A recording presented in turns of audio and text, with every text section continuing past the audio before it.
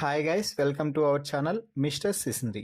Big Boss Telugu season 9లో మరో అద్భుతమైన సన్నివేశం చోటు చేసుకుంది. ముఖ్యంగా ఈ సన్నివేశం అయితే లైవ్లో జరిగింది అని చెప్పవచ్చు. అది ఏమిటి అంటే, తనూజ కళ్యాణ్కి దివ్య గురించి మొత్తం పూసగుచ్చినట్టు చెప్పి తనూజ మొత్తంగా చివరికి కళ్యాణ్కి జ్ఞానోదయం అయితే చేపించింది అని చెప్పాలి. కళ్యాణ్కి జ్ఞానోదయం చేపించడానికి తనూజ దాదాపుగా 2 గంటల సమయం తీసుకుంది అని చెప్పాలి.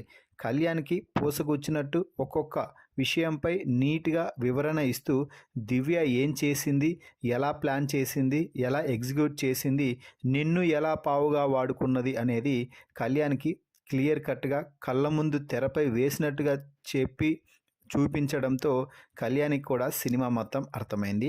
ఈ వీడియోకి ఒక లైక్ చేసి అలాగే షేర్ చేసి కామెంట్ కూడా చేయండి.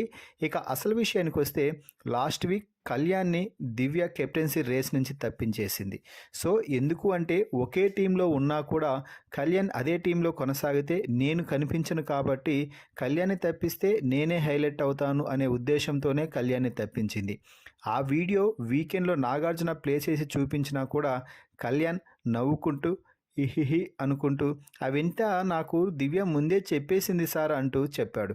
దీంతో ఆ విషయాన్నంతా కూడా ఇప్పుడు తనూజ లైవ్లో కళ్యాణ్తో మాట్లాడుతూ, కళ్యాణ్ నీకు ఆ వీడియోలు ఎందుకు చూపించారనుకుంటున్నావు అంటే, జస్ట్ తెలియడానికి కాదు, దద్దమ్మలా ఉన్నావే నువ్వు, అసలు అందుకు కాదు నీకు ఆ వీడియోలు చూపించింది.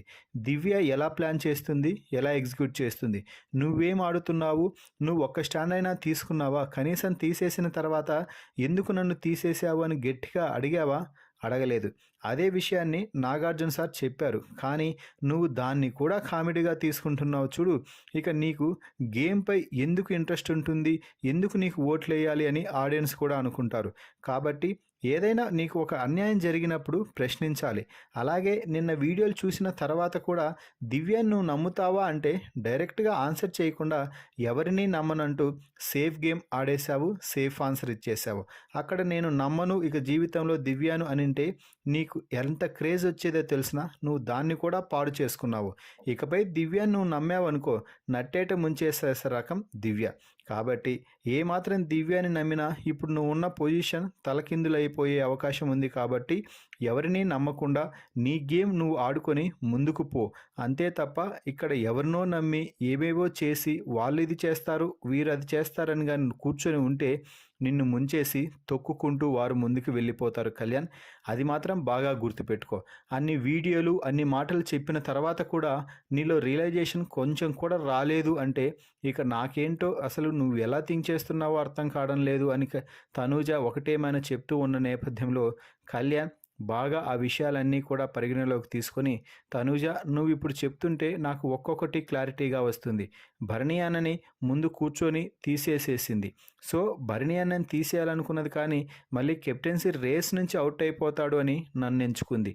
తన టీంలో తనకి హైప్ రావాలంటే నేను ఉండకూడదు, అందుకే నన్ను తీసేసింది. మళ్ళీ మాత్రం కల్లిబొల్లి కబుర్లు చెప్తూ ఇష్టం వచ్చినట్టు మాట్లాడి నిన్ను కెప్టెన్సీ రేస్లో నుంచి కూడా తప్పించేసి అన్ని అన్యాయాలే చేసింది.